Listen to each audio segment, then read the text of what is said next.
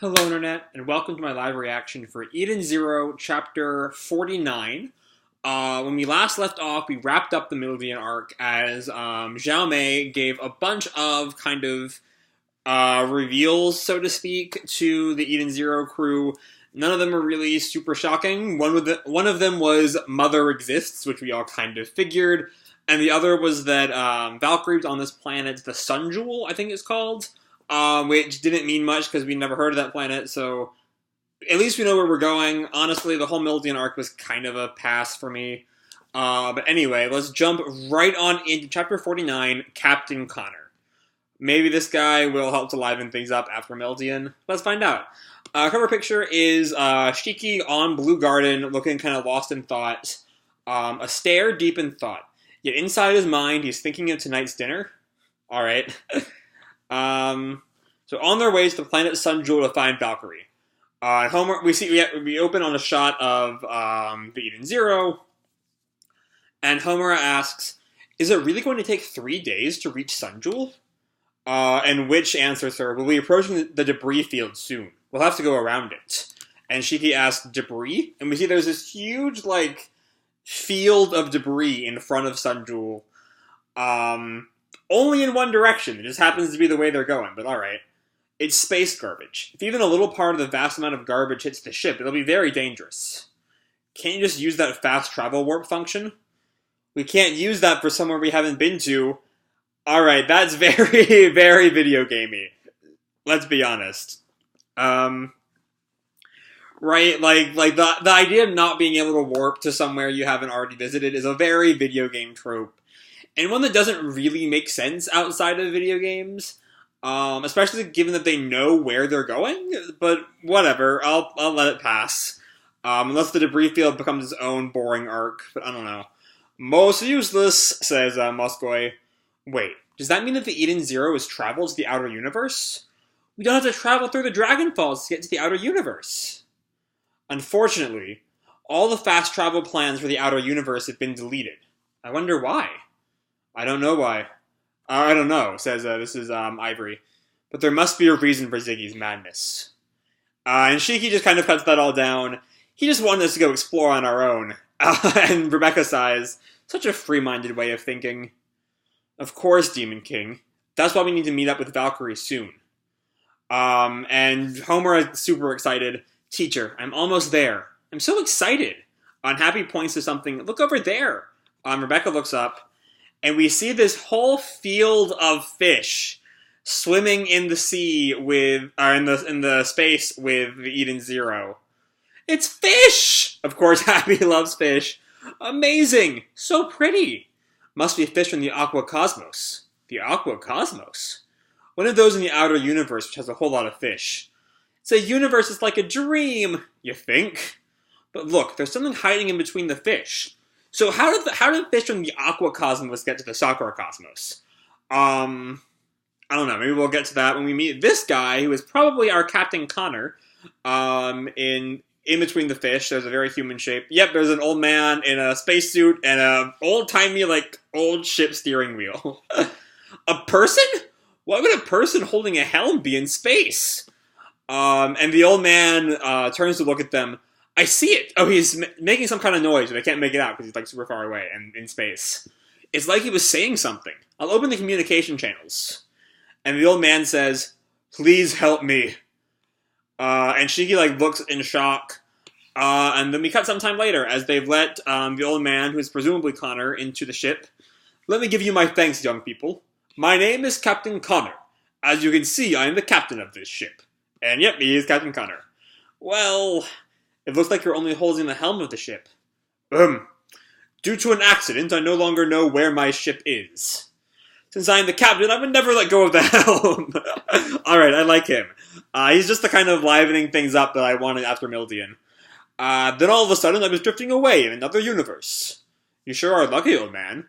Please call me captain. Ugh, such a pain, old man. And we see his stomach growls as he's It seems that my stomach has been stretched to the limits of starvation. Oh, I know that feeling. Then we cut to him chowing down on a feast. The Sakura Cosmos? Choo-choo. What? Swallow. Choo-choo. No way. I can't believe I'm in a different universe. And why does he, sighs at him, choose whether you're going to chew or talk. Are you from Choo-choo, another universe, Connor-san? And now Rebecca's doing it too, as Wise calls her out, even you. I'm from the Aqua Cosmos. That's why you came flowing in with all those fish. Almost like a jellyfish. Oh, pardon me. Another universe, amazing. I was looking to speak to the captain of this ship. So I'm guessing that universe in Eden Zero is not the kind of universe that we're thinking of, given that there's... See, he just kind of, flows into it, so I'm assuming the universes are more like if he had said cosmos, that'd be one thing, because they've established there are different cosmoses. But universe is a very different word, but I'm assuming they mean the same thing, that they're just, different cosmos everywhere. Anyway, Connor speaks up. I was looking to speak to the captain of this ship. Demon King Shiki, at your service, and which kind of introduces him, yo! And Shiki does a little, half salute thing. And Connor looks at him skeptically. I can't believe it. It's a crew of just androids and young females. If our universes are different, then the cultures would be too. I see. I would be happy to become the captain of this ship. No, thank you. There's a lot incorrect there, given that both Shiki and Wise are male humans. But, alright. Whatever. That's a nothing line. That's a very nothing line. Anyway, moving on. So we get some time later, and Connor is now passed out in his bed. I can't believe we gotta give this old man a ride. Ivory's understandably pissed off. Moskoi. But it's what the Demon King has decided on, and we flash back to Shiki saying, let's give him a ride until he finds a place to get to. Ugh. I don't want to allow outsiders on this ship. Me as well. I can't trust him. Don't worry, I'm keeping a close eye on him. We see, I think this is in the Eden Zero bath. Yep, another Rebecca and Homura bath scene. Let's see if this one is actually relevant. I wonder who that old man is. Jellyfish. I wonder if that's not meant to be another boob joke, is it? Or, because we already had her refer to Connor as a jellyfish, and maybe it's just referring to Connor. Maybe she's got jellyfish on the brain, and Rebecca's boobs look like jellyfish to her. I don't know, I've never really studied jellyfish anatomy, so maybe they do kind of look like boobs? I'm not sure. Anyway, he doesn't seem like a bad guy, but he is suspicious. I wonder what kind of place the Aqua Cosmos is. I've never set foot outside of the Sakura Cosmos. I can't believe how hot it is. She's back to her old hot shit. There are many beautiful planets, as there are beautiful women. This is, I think this is oh no, I know what's going on right here. They're about to, we have a close-up here on this part of Connor's face, but we see that he's sweating, so we're about to pan out and reveal that Connor is in the bath with them. No, but the girls in the Sakura Cosmos are beautiful too. Yep, here he is. Oh, it's not like I'm hitting on you or anything. And they both, look at him in shock. I can't believe you're so bold in a mixed bath. It's not a freaking mixed bath! And she kicks Connor up into the ceiling. Then we get to the dress factory. A lot of cutting to different scenes in this chapter. We now see Connor in a more traditional boat captain outfit. Clothes that match me. Why are you just using our stuff? Wise is very mad at us here. He goes over to Moskoi and goes to the don't push button. Well, let me press it. Mosu, Mosu! And Ivory snaps, don't freaking press the button! I will say, now that the button's brought up, honestly, the don't press the button gag is getting kind of old already. There's really only one gag with Moskoi at this point, and it's just don't press the button, and I'm assuming that there'll be some big moment where they press the button and it'll be really cool and all that. But until that time comes, it's just a really tired one-note gag, and I hope we see, I don't know, something different? I mean, if Okubo can make Tamaki into an interesting, relevant character in Fire Brigade, I don't see why Mashima can't make Moskoi into something more interesting. But we'll see about that.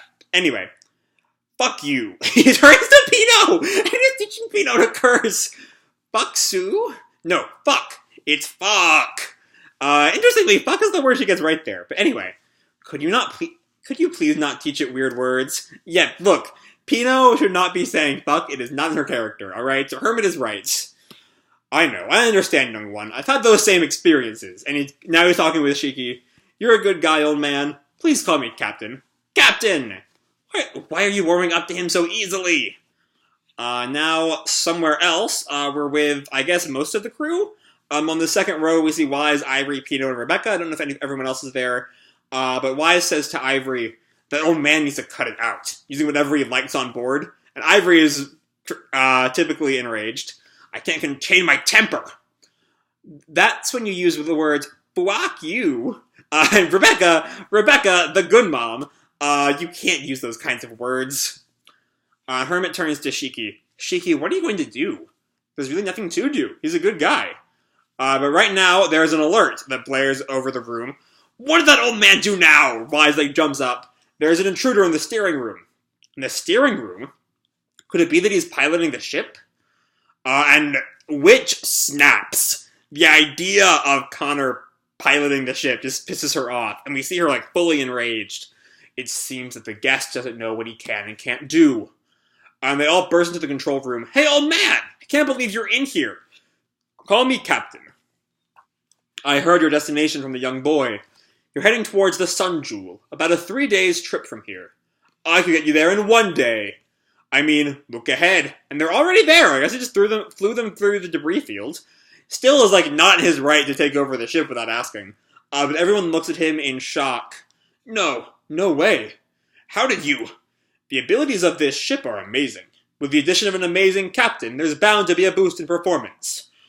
And Hermit is eyes wide in utter shock. No, it's not possible. No matter how fast you go. And Connor turns back. His facial expression here, though, the way his eyes are kind of clouded, is classic villain look right here. But I don't know. Or classic angry look, which is weird for the line he has, there was a shortcut. I don't know what that's about, so let's find out. You're saying you got through that debris field? Amazing, Captain! Seriously, amazing. We've reached the planet the teacher is on, and Homer looking out the window in awe. Well then, I'm going to take a nap here. Wait just a moment. Who the heck are you? I'm the captain.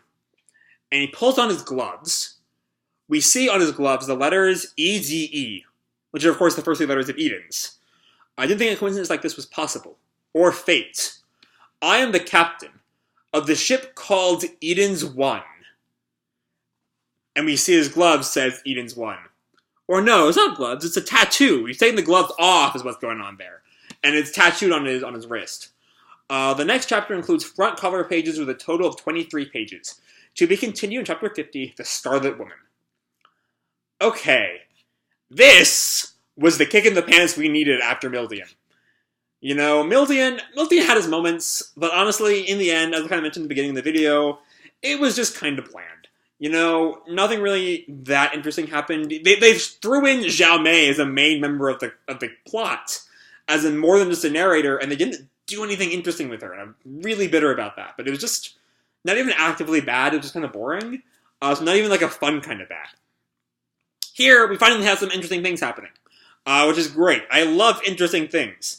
First of all, Connor is a hoot, if we're being honest. He's just a lot of fun. You know, both how he plays off with every single member of the cast in a different way, which I find really interesting. He gets along what's something that gets along really well? Sodium and chlorine? I don't know. He gets along really well with Shiki. Gets along not very well at all with most of the rest of the cast, but always in slightly different ways. Even him popping up in the bath was not, too horrible. It's not, a really bad Majima bath scene. You know, him just completely messing around with everyone. It was just a lot of fun. And then we find out he's a crazy good captain. Gets through the debris field super fast. And there are other Eden ships. So my theory on that, super fast, again, we don't have a lot of information on the other Edens, but we know there are other Edens, because there's an Eden's One. Who knows how many other Edens there are. But my theory is every cosmos has their own Edens, has their own Demon King, has their own Starshine. The whole thing kind of repeats in every cosmos. Especially with a change in word usage in this chapter specifically with universe. It's a common trope for alternate universes to have alternate versions of the same thing. And that would very much kind of fit with there being an Eden's One, there being a different Demon King. I guess maybe Connor is his own Demon King. other Starshines, which we admittedly don't know yet. This is my theory. Maybe his Starshines betrayed him, that's how he lost his ship. I don't know. There are a lot of things there, and the existence of Connor has put the kickstart in the series that I feel like he's been needing for a good while now, honestly. And yeah, I'm really excited to see where we go from here. Maybe we'll be like kind of distracted from the whole Sun Jewel thing for a while. Or maybe not. We'll probably do Sun Jewel first, and then we'll have to deal with the Eden's One, probably, because they're already at Sun Jewel. But I imagine, especially with the reveal of Eden's One, Connor will either be a main cast member for a little while, or at least a recurring cast member, like an Elsie-style thing. Speaking of Elsie, I'm talking my element here, I know. Speaking of Elsie, next chapter is the Scarlet Woman. And given that we've already seen Valkyrie, and we know that Valkyrie is not Scarlet at all, it's a fair bet that the Scarlet Woman will be Elsie. Which means Elsie's Crimson, right? So maybe not. Maybe we'll find out that this is actually in the fairy tale universe and Urza lived forever. Who knows? Probably not. Probably it will still be Elsie, given that Elsie already has the connections to Urza, who is Scarlet. But the fact that Elsie has been labeled Crimson instead of Scarlet, given how big the word Scarlet was in fairy tale, they might be someone else, or might be Elsie coming back. We do know that Amira's brother, Jesse, right, is in her crew, so maybe that'll end up being relevant soon. Who knows? There's a lot going on here, and honestly, I am feeling better about this series than I've done for several weeks. At least since Mildian came in. I can't remember what was before Mildian. Damn. After Gilst, was it Digitalis, which was fun, but not phenomenal. So yeah, honestly, I'm pumped for what's to come next. And I hope y'all are too. So I'm going to leave this video off here. Hope you all enjoyed the chapter and the video itself. If you did, feel free to drop me a like or subscribe or, do whatever makes you happy, And remember, your life is your own, okay? Bye!